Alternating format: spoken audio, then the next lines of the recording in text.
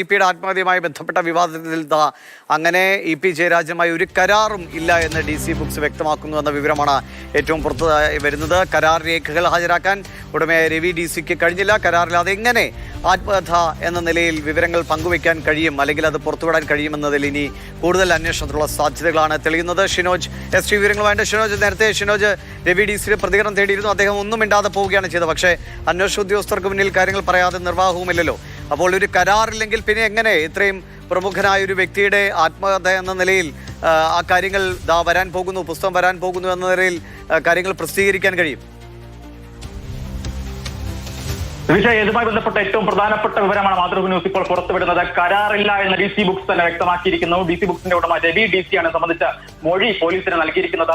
അതായത് ഇത്തരത്തിലൊരു കരാർ ഇപി ജയരാജനുമായി ബന്ധപ്പെട്ട് താൻ നടത്തിയിട്ടില്ല, ഞങ്ങൾ ഉണ്ടാക്കിയിട്ടില്ല, നടന്നത് കേവലം ആശയവിനിമയം മാത്രമാണ്. ഇതെങ്ങനെ പുറത്തു പോയെന്ന് തനിക്ക് അറിയില്ല എന്ന് രവി DC മൊഴി നൽകിയിരിക്കുന്നു. സ്വാഭാവികമായും കൂടുതൽ അന്വേഷണങ്ങൾ ഇതുമായി ബന്ധപ്പെട്ട് നടക്കേണ്ടതുണ്ട്. കാരണം എങ്ങനെയാണ് ഈ ഫേസ്ബുക്ക് പോസ്റ്റ് ഇങ്ങനെ ഒരു പുസ്തകം വരാൻ പോകുന്നു എന്ന വിവരം അതെങ്ങനെ പുറത്തുപോയെന്ന് അറിയില്ലെന്നാണോ? തീർച്ചയായും ഇത്തരത്തിലൊരു പുസ്തകം എങ്ങനെ പബ്ലിഷ് ചെയ്യുന്നു, അതായത് രാത്രിയാണ് ഇത്തരത്തിലൊരു പരസ്യം പുറത്തു വരുന്നത്, അത് എങ്ങനെ വന്നു എന്ന് സംബന്ധിച്ച് തനിക്കറിയില്ല. മാത്രമല്ല ഇതിന്റെ PDF 178 പേജുള്ള PDF അതെങ്ങനെ പുറത്തു പോയെന്നും തനിക്കറിയില്ല. കൂടുതൽ അന്വേഷണം നടക്കണമെന്ന് തന്നെയാണ് രവി DC നൽകിയിരിക്കുന്ന മൊഴിയിലുമുള്ളത്. എന്തായാലും ഇതുമായി ബന്ധപ്പെട്ട ഏറ്റവും പ്രധാനപ്പെട്ട വാർത്തയാണ് ഇപ്പോൾ മാതൃഭൂമി ന്യൂസ് പുറത്തുവയ്ക്കുന്നത്. കരാർ ഇല്ല എന്ന് DC തന്നെ വ്യക്തമാക്കുന്നു. നേരത്തെ ജീവനക്കാരെ സംബന്ധിച്ച് സമാനമായ മൊഴി തന്നെയാണ് നൽകിയത്. ഇപി ജയരാജൻ പറഞ്ഞത് ഇതുമായി ബന്ധപ്പെട്ട മൊഴി കരാർ ഇല്ല എന്ന് തന്നെയാണ്. അത് തന്നെയാണ് ഉടമയായിട്ടുള്ള രവി DC പറയുന്നത്. അപ്പോൾ ഇത് എങ്ങനെ പുറത്തു പോയി? ഇത്തരത്തിൽ ഒരു അതിന്റെ പ്രസാധകത്തിലേക്ക് അവസാന ഘട്ടത്തിലേക്ക് നിൽക്കുന്ന ഒരു പുസ്തകം എങ്ങനെ ഇത്തരത്തിൽ ഒരു തെരഞ്ഞെടുപ്പ് ദിവസം പുറത്തേക്ക് പോയി? അതിന് പിന്നിൽ എന്തെങ്കിലും രാഷ്ട്രീയ ഗൂഢാലോചന നടന്നിട്ടുണ്ടോ? ഈ കരാറില്ല എന്ന് ഇപി ജയരാജൻ ആദ്യ ഘട്ടം മുതൽ തന്നെ വ്യക്തമാക്കുന്നുണ്ട്. അദ്ദേഹം പറഞ്ഞത് തന്നെ മനഃപൂർവ്വം തേജോവധം ചെയ്യാനുള്ള നീക്കങ്ങളുടെ ഭാഗമെന്നാണ്. അപ്പോൾ അങ്ങനെ കരാറില്ല എന്ന് DCയും പറയുമ്പോൾ ഇപി ജയരാജനെ പോലുള്ള ഒരു രാഷ്ട്രീയ വ്യക്തിത്വത്തെ ഏതെങ്കിലും രീതിയിൽ ആക്രമിക്കാനോ മങ്ങലേൽപ്പിക്കാനുള്ള ഒരു ശ്രമം അത് ഏത് രീതിയിൽ നടന്നു, അതിനുള്ള ഉത്തരങ്ങൾ കൂടി. ഇതെങ്ങനെ ഈ വിവരം ഫേസ്ബുക്കിൽ ഇങ്ങനെ ഒരു സംഭവം വരാൻ പോകുന്നുണ്ട്, അല്ലെങ്കിൽ നിർമ്മിതിയിലെ സാങ്കേതികത്വം കാരണം ഞങ്ങൾക്കത് പരിഹരിക്കാനുള്ള സമയം വേണം, അതുകൊണ്ട് പ്രസിദ്ധീകരണം നീട്ടിവെക്കുന്നു എന്നൊക്കെ പറയണമെങ്കിൽ അതിൻ്റെ ഉത്തരവാദിത്തപ്പെട്ടവർ അറിയാതെ ഫേസ്ബുക്കിലാണെങ്കിൽ പോലും അവർക്ക് വിവരങ്ങൾ പങ്കുവയ്ക്കാൻ കഴിയില്ലോ. അപ്പോൾ അതിനെക്കുറിച്ചൊക്കെ വിശദീകരിക്കട്ടെ.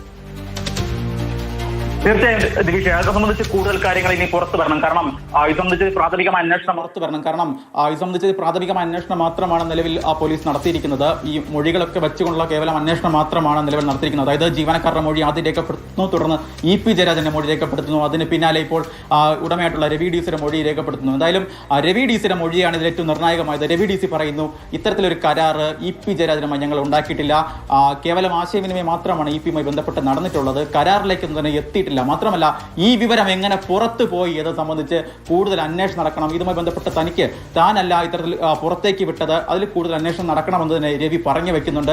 അപ്പോൾ സ്വാഭാവികമായി ഉയർന്ന ചോദ്യം, ഇത്തരത്തിൽ ഒരു തെരഞ്ഞെടുപ്പ് ദിവസം ഇത്തരത്തിൽ ഇപി ജയരാജനെ മനഃപൂർവ്വം വ്യക്തിഹത്യ നടത്തുന്നതിന് വേണ്ടി വേണോ ഇത്തരത്തിൽ ഈ ഒരു പുസ്തകം അതിന്റെ PDFകൾ ആദ്യം പ്രചരിപ്പിക്കപ്പെട്ടത്? അത് സംബന്ധിച്ച് കൂടുതൽ അന്വേഷണം നടക്കണം. എന്തായാലും ഇതുമായി ബന്ധപ്പെട്ട ഏറ്റവും പ്രധാനപ്പെട്ട വാർത്ത, അതായത് 13-ാം തീയതി ചേലക്കരയിലെ വയനാട്ടിലെ തെരഞ്ഞെടുപ്പ് നടക്കുന്ന ദിവസമാണ് ഇത് സംബന്ധിച്ച വാർത്ത പുറത്തു വരുന്നത്. ആ ദിവസം വന്നത് ഏറ്റവും പ്രധാനപ്പെട്ട പിണറായി സർക്കാർ ദുർബലമാണ്, രണ്ടാം പിണറായി സർക്കാർ ഏറ്റവും ദുർബലമാണ്, അതിലെ മന്ത്രിമാർക്ക് പോലും കാര്യമായ രീതിയിൽ പ്രതികരിക്കാൻ കഴിയുന്നില്ല. മാത്രമല്ല പാലക്കാട്ടെ LDF സ്ഥാനാർത്ഥിയുള്ള P. സരിൻ വളരെ മോശം സ്ഥാനാർത്ഥിയാണ്, തരത്തിലുള്ള വ്യാഖ്യാനങ്ങളുമൊക്കെ അതിനകത്തുണ്ടായിരുന്നു. അത്തരത്തിലൊരു പുസ്തകം ഒരു തെരഞ്ഞെടുപ്പ് ദിവസം എങ്ങനെ പുറത്തു വന്നു എന്ന് സംബന്ധിച്ച് കൂടുതൽ വ്യക്തതകൾ ഇനി വരേണ്ടതായിട്ടുണ്ട്. എന്തായാലും ഇത് പുറത്തു വന്നത് ഈ വഴികൾ എങ്ങനെയാണെന്ന് സംബന്ധിച്ച് കൂടുതൽ അന്വേഷണം നടക്കേണ്ടതുണ്ട്. എന്തായാലും ഇപ്പോൾ ഈ റിപ്പോർട്ട്, അതായത് DYSP KG അനീഷ് തയ്യാറാക്കിയ റിപ്പോർട്ട് ഇന്ന് തന്നെ കോട്ടയം പോലീസ് മേധാവിക്ക് സമർപ്പിക്കും. ഇന്ന് രാത്രിയോ നാളെ രാവിലെ ഈ റിപ്പോർട്ട് DGPക്ക് സമർപ്പിക്കും. DGP ആകും ഇത് സംബന്ധിച്ച് FIR ഇടണമെന്ന് സംബന്ധിച്ച് അന്തിമ തീരുമാനത്തിലേക്ക് കടക്കും. എന്തായാലും ഇപ്പോൾ ലഭ്യമാകുന്ന വിവരം അനുസരിച്ച് ഇതിൽ ഒരു രാഷ്ട്രീയ ഗൂഢാലോചന നടന്നിട്ടുണ്ടായിരുന്ന ഇപിയുടെ വാദം തെളിയുകയാണ്. അങ്ങനെ വന്നാൽ സ്വാഭാവികമായും ഇത് കേസെടുക്കാൻ തന്നെയാണ് സാധ്യത. ദിവേഷ്, ശരിയാണ്. ഈ നിമിഷത്തിലെ ഏറ്റവും പ്രധാനപ്പെട്ട വാർത്തയാണ് മാതൃഭൂമി ന്യൂസ് പുറത്തുവിടുന്നത്. ഇപി ജയരാജന്റെ ആത്മകഥാ വിവാദത്തിൽ ഇപി ജയരാജനുമായി അങ്ങനെ ഒരു കരാർ ഉണ്ടായിരുന്നില്ല എന്ന് DC ബുക്സ് അന്വേഷണ സംഘത്തിന് മുന്നിൽ വ്യക്തമാക്കിയിരിക്കുന്നു എന്ന വിവരമാണ്. ഈ വിവാദം ഉണ്ടായത് അന്ന് മുതൽ തന്നെ ഇപി ജയരാജൻ പറയുന്നത് അങ്ങനെ ഒരു കരാറും ഉണ്ടായിട്ടില്ല. താൻ എഴുതുന്നുണ്ടോ, പക്ഷെ അതിൻ്റെ ഒരു പൂർത്തീകരണത്തിലേക്ക് വന്നില്ല. എങ്ങനെ ഇത് പുറത്തു വന്നു എന്നറിയില്ല. തന്നെ മനഃപൂർവ്വം തന്നെ തേജോവധം ചെയ്യാനുള്ള ശ്രമങ്ങളുടെ ഭാഗമാണ് ഇത് എന്ന് ഇപി ജയരാജൻ പറഞ്ഞിരുന്നു. ഇപ്പോൾ അതേ കാര്യം തന്നെ അങ്ങനെ ഒരു കരാറില്ല എന്ന് DC ബുക്സിനും അന്വേഷണ സംഘത്തിന് മുന്നിൽ സമ്മതിക്കേണ്ടി വന്നിരിക്കുന്നു. ബിനിൽ കൂടി കൊച്ചിയിൽ നിന്ന് ചേരുന്നുണ്ട്. ബിനിൽ, ഇത് കുറച്ചുകൂടി സങ്കീർണമാക്കുകയാണ്. DC ബുക്സിനെ പോലെ വളരെ പ്രമുഖരായ ഒരു പബ്ലിഷിംഗ് ഗ്രൂപ്പ് പറയുന്നു ഇങ്ങനെ ഒരു കരാറില്ല. ആ കരാറില്ലെങ്കിൽ പിന്നെ കട്ടൻ ചായയും പരിപ്പോടയും എന്ന പേരിൽ ഒരു ആത്മകഥ വരാൻ പോകുന്നു എന്ന പേരിൽ അവരെങ്ങനെ പരസ്യം കൊടുത്തു? അത് സരിനടക്കം അന്നത്തെ ദിവസം പ്രത്യേകം ശ്രദ്ധിക്കണം. അത് പോളിംഗ് ദിനമാണ്. വളരെ ചേലക്കരയും വയനാടും ബൂത്തിലേക്ക് പോകുന്നു. ഒരാഴ്ച കഴിഞ്ഞാൽ പാലക്കാട് ബൂത്തിലേക്ക് പോകാനിരിക്കുന്നു. അപ്പോഴാണ് അവിടുത്തെ സ്ഥാനാർത്ഥിയെക്കുറിച്ചുള്ള പരാമർശങ്ങൾ വരെ അതിലുള്ള രീതിയിലുള്ള PDF ഫോർമാറ്റ് പ്രചരിക്കുകയും ചെയ്തത്. സ്വാഭാവികമായിട്ടും ഇതിൽ ആരുടെ പങ്ക് എന്ന് കൃത്യമായി അന്വേഷിച്ചേ മതിയാകൂ. അല്ലെങ്കിൽ അത് ഇരുകൂട്ടർക്കും ഈ സത്യം തെളിയേണ്ട ഉത്തരവാദിത്വമില്ലേ?